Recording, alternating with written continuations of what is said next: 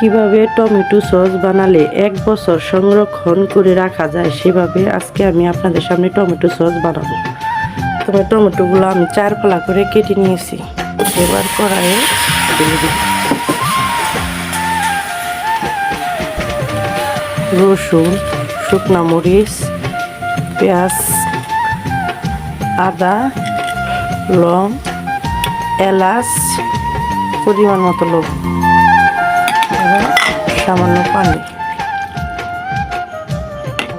রেখে দিব। এখন আমার টমেটো সিদ্ধ হয়ে গেছে। টমেটোগুলো নামিয়ে ঠান্ডা করে ব্লেন্ডার করে তারপরে ছেঁকে নিব। ব্লেন্ডার করে ছেঁকে নিয়েছি টমেটো।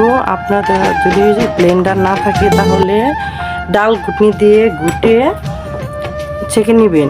এখন মিশাবো হলো ভিনেগার, কর্নফ্লাওয়ার 2 চামচ, চিনি,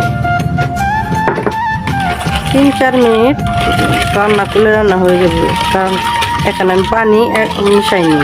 কর্নফ্লাওয়ার দেওয়া হয়েছে, কর্নফ্লাওয়ারের কারণে 2-3 মিনিট রান্না করলে ঘন হয়ে যাবে আমার টমেটো সস। এখন রান্না হয়ে গেছে প্রায়। এখন আমি দেখবো আমার সসটা বানানো হয়েছে নাকি। এভাবে আপনারা ধরবেন, দেখবেন যদি পানি থাকে তাহলে ছাড়া ছাড়া ভাবে করবে। টমেটো সস হয়ে গেছে। টমেটো সস বানিয়ে কাচের বয়মের ভিতরে রেখে দিলে 1 বছর পর্যন্ত আপনাদের টমেটো সসগুলো থাকবে, নষ্ট হবে না।